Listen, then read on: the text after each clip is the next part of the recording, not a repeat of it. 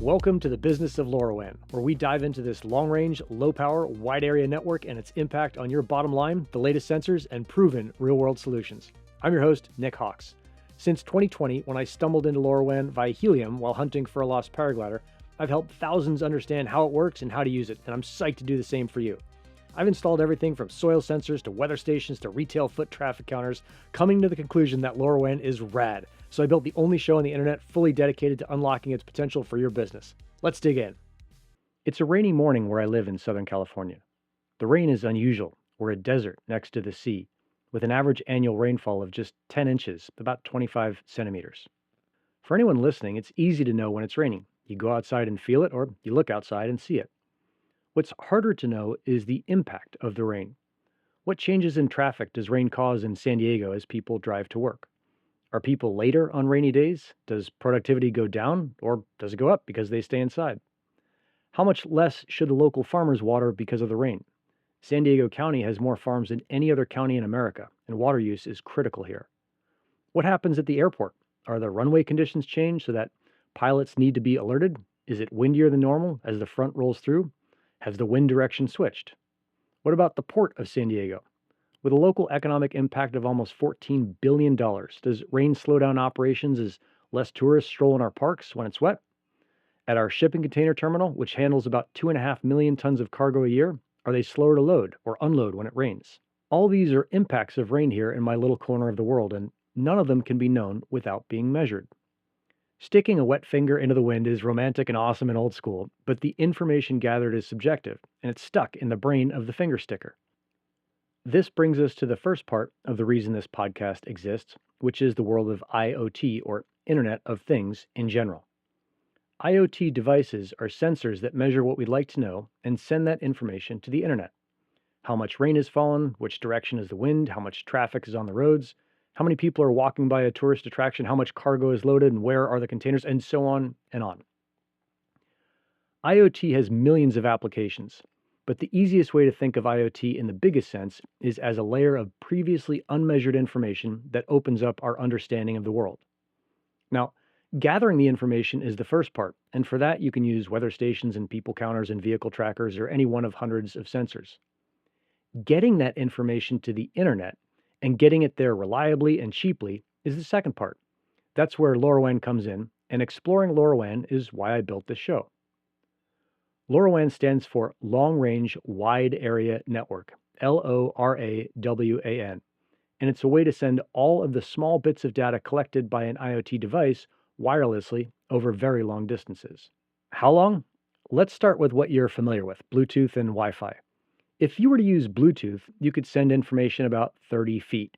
If you wanted to send via Wi-Fi, you could send it about 300 feet.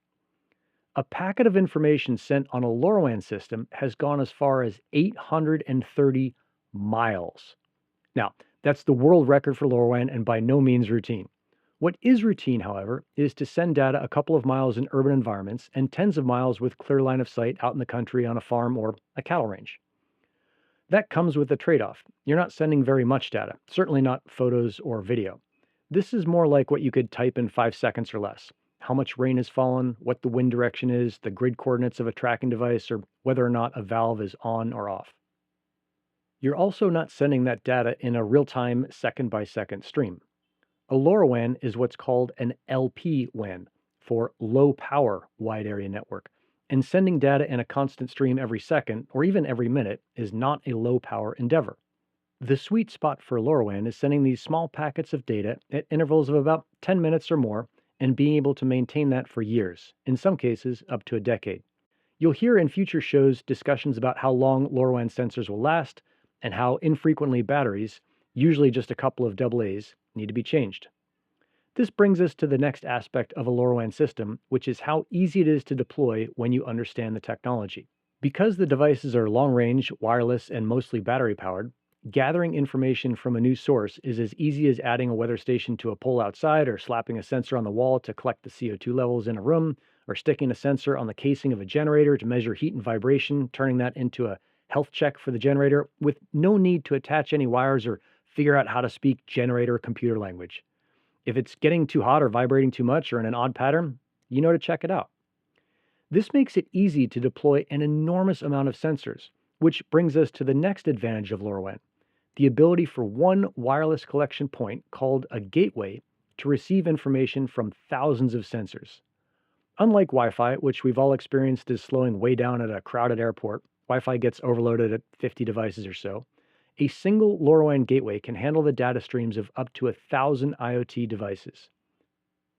As you'll hear from guests in upcoming shows, it's not uncommon to roll out a LoRaWAN covering an entire country and to deploy thousands of sensors that collect information on an hourly basis for years. From the temperature inside a housing unit, where Dean Marsh will tell us all about the time that probably saved the life of an old man, to Vasya at Torch, who will tell us all about sensors that can detect wildfires when they're campfire-sized and transmit that information immediately so we don't need an air tanker to put it out. We'll be talking to a wide swath of people in the LoRaWAN ecosystem, from hardware companies building the next generation of sensors, to deployers installing them, to CFOs who've used LoRaWAN at their company to drive informed bottom-line decisions. Some of it will be technical, but most of it will be stories backed by numbers to help you make the best decisions regarding LoRaWAN in your business. My goal here is to help grow the entire LoRaWAN ecosystem, serving as a trusted and reliable point of information about LoRaWAN for those of us who haven't had time to read the manual yet, but could use this fascinating technology to improve our lives and business. Thanks so much for listening. I can't wait to build and share an extraordinarily useful library of LoRaWAN information for you. That's it for the Business of LoRaWAN. Thanks for listening. If you enjoyed the show and want to learn more, the podcast's home on the web is metsci.show. That's METSCI.show. There you'll find calculators to estimate the impact of IoT usage on your business, be able to make guest suggestions if you know someone who you think should come on the show, and easily get in touch with me. If you think the show is useful for LoRaWAN, please leave a review wherever you listen to this. Ratings and reviews really help podcasts grow. Finally, an enormous thanks to our sponsor, the IoT Working Group at the Helium Foundation, for supporting this show. If you want to try LoRaWAN out for yourself without asking anyone permission, you can sign up for a Medio Scientific account at console.medioscientific.com and get your first 400 data credits for free. That's enough to run a sensor for about a year if you're sensing once a day. Right on. See you on the next show.